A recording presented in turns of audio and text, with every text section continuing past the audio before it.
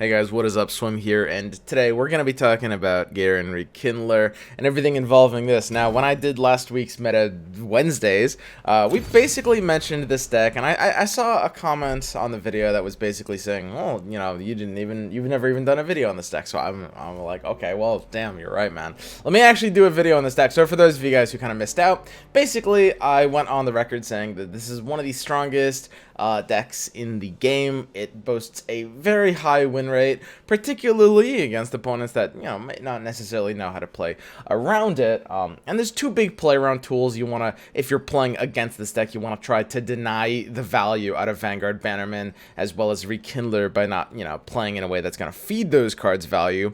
But for the most part, this is going to be a very strong tier 1 meta stable deck.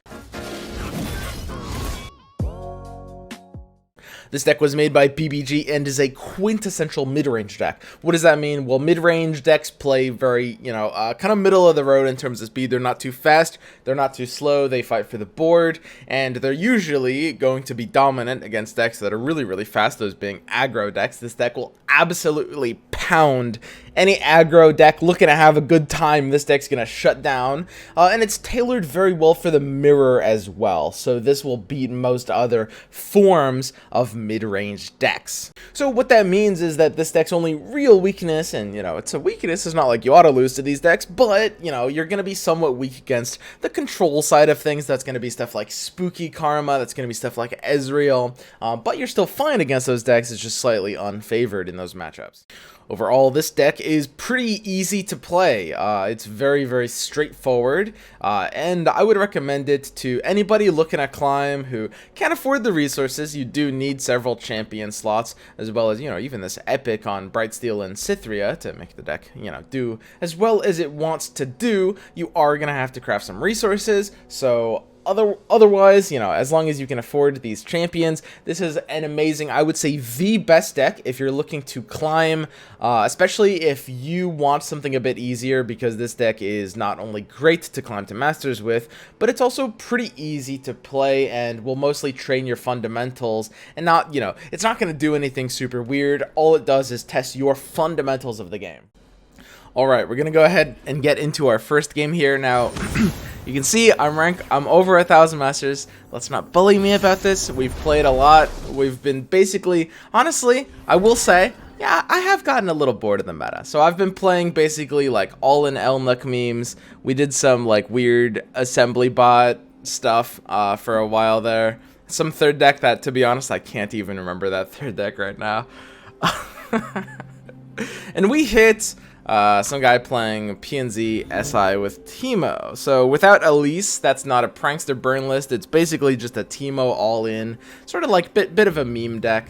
Not even the worst deck, but it's just, you know, bit trolly.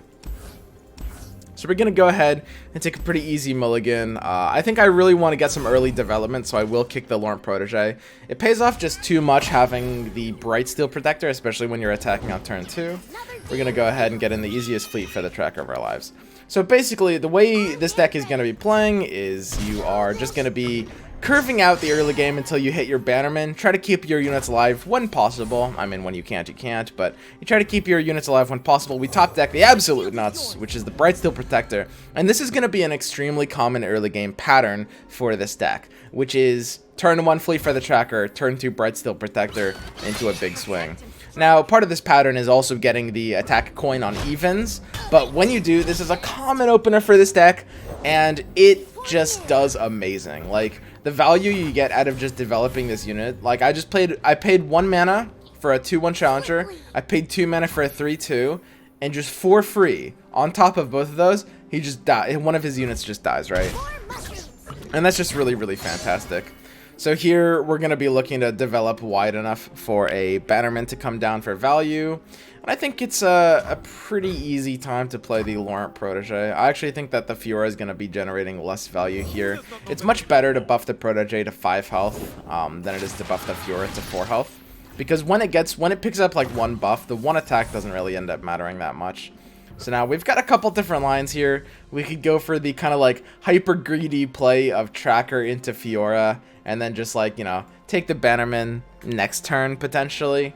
And I gotta say, it does depend on like what you're up against, whether you want to like greed that position or not. It comes down to whether your opponent has, you know, the tools to punish that or put out a lot of pressure. In this case, honestly, this guy, I think he's gonna have basically no pressure tools. I don't think it's really gonna matter either way, actually. But we do have the ability to greed. He has no pressure on us. We have good board trades already lined up. We don't need to do anything crazy here, so we can slow play this spot somewhat, play Bannerman on 5.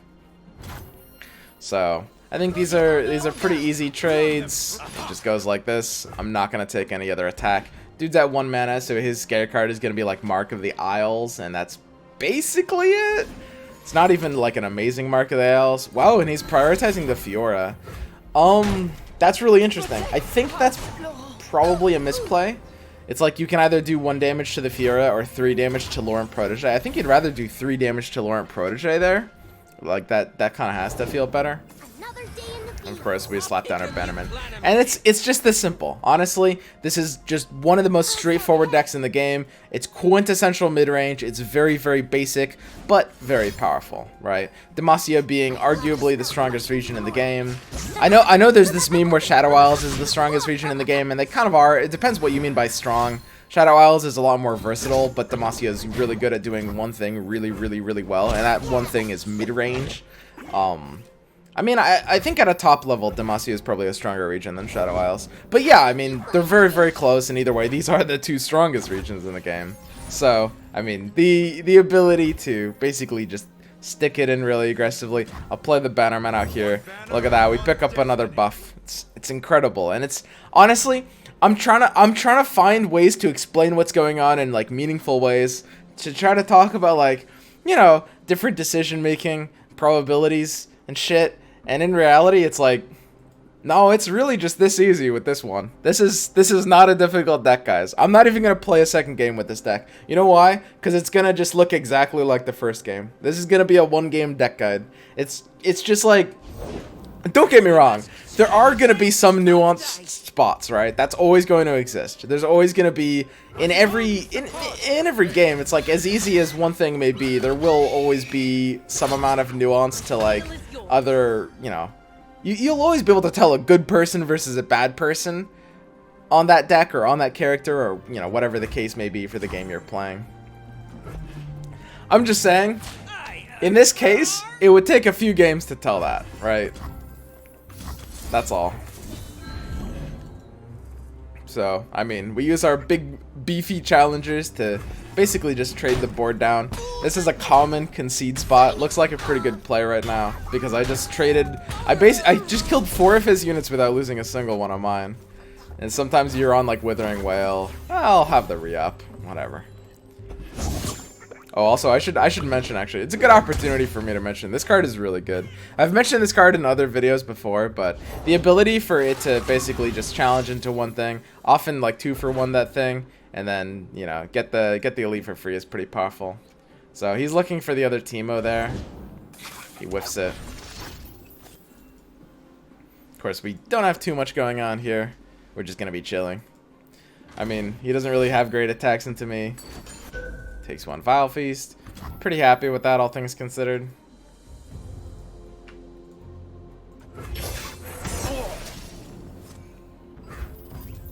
Okay, so yeah, I mean, we can just play the Lancer, re-up our board. We have a pretty scary board here. Definitely a lot of face damage that's just going to be going in.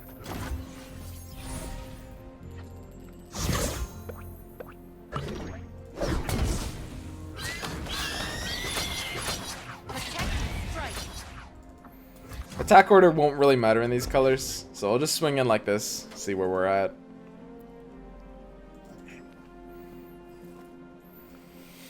Basically, there's no reason not to take challengers here. Just locks him out of certain options. He's gonna need to effectively stop 2 of our attacks or do something like a Withering Whale. I mean, okay, so he's doing Vile Feast and Get Excited. That's pretty interesting. I guess what that means if I just detain my own unit, I'm good. So I guess I'll just do that. I'd like to get it back earlier rather than later, so I'll detain it with a dying bird. Detaining my own unit will stop his lifesteal, which will give me the lethal here. And he's on a 1-card hand, so this 1 card better be an answer. Alright. So, we stop his lifesteal with that detain. We're gonna plow him. Smack him up for 9 here, which is all we need. Alright, and we're good. And that's the deck. Honestly, it's a great deck. It is right now. And I recommended this on the last Meta Mondays, which I'm still gonna keep calling it Meta Mondays, okay, guys? I'm not gonna stop. But this is right now. This would be my #1 deck to climb with. This is in that slot. It's a very powerful deck. It's very easy. It'll take you to Masters in a way where you will feel like you haven't earned that Masters. I mean, I don't know if I mean, hey, that's gonna sell a certain kind of person on this deck, you know. But if you really want to earn it, I mean, you can play many other things. To be honest, it's like, you know, in card games in general, if you do want to win, you're gonna have to play some, you know, very degenerate nonsense. So this is currently right now one of the premium forms of degenerate nonsense that you'll find floating around ranked ladder, especially high masters level. So if this looks like your cup of tea, check it out. It's gonna do very well. As always, I've put it in the description in a pinned comment. I should mention that before like the 30-minute mark in a video. I'm really bad at this YouTuber thing. But no, you guys know it's there. I don't need to mention it earlier. That's fine. But yeah, that's it. It's BBG's Rekindler deck. This was a pretty straightforward deck guide, and I'll see you guys next time. That's all.